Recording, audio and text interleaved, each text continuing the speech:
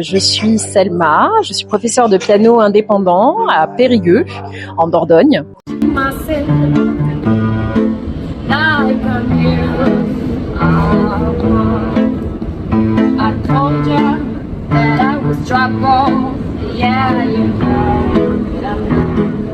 Est-ce que tu peux nous raconter ton parcours et ce qui t'a donné envie de devenir prof de piano?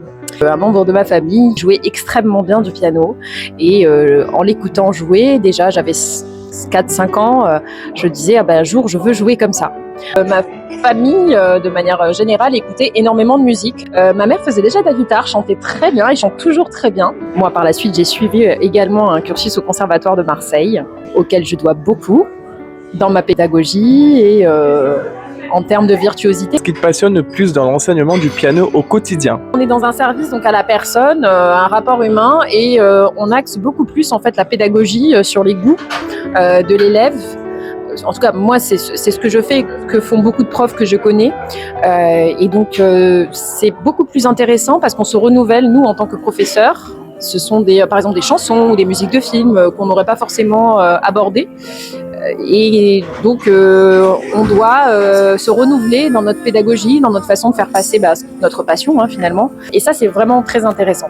Comment est-ce que tu décrirais ta manière de transmettre?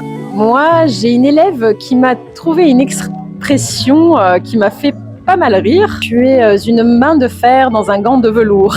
Ah, c'est très bien ça, c'est une belle image. Voilà. Mais l'entraînement régulier est important, c'est comme un sportif qui s'entraîne finalement. J'ai entendu aussi merci, ça m'a fait du bien. Si tu devais donner envie à quelqu'un de se lancer au piano, qu'est-ce que tu lui dirais? Le piano, c'est un très bel instrument. Alors, moi, j'ai entendu par des médecins neurologues que c'était l'instrument le plus intéressant à aborder, notamment pour la prévention Alzheimer. Au niveau de la synchronisation des mains, de la mémoire, de la gestuelle, etc., c'est l'instrument le plus intéressant à ce niveau-là. Et après, au-delà de ça, le piano, en fait. On peut en jouer en groupe, on peut jouer tout seul, on peut s'accompagner en chantant, on peut faire du classique. Bon, alors le classique, c'est quand même une trajectoire qui est quand même un petit peu plus longue, on va dire.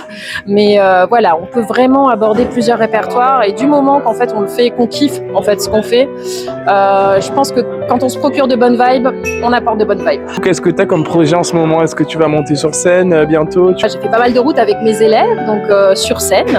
On a fait des partenariats avec des associations. J'ai un petit peu le projet de remonter sur scène, accompagnée d'une personne que j'estime beaucoup. Et donc ce qui est passionnant aussi dans l'enseignement, c'est que la musique, ça parle à tout le monde.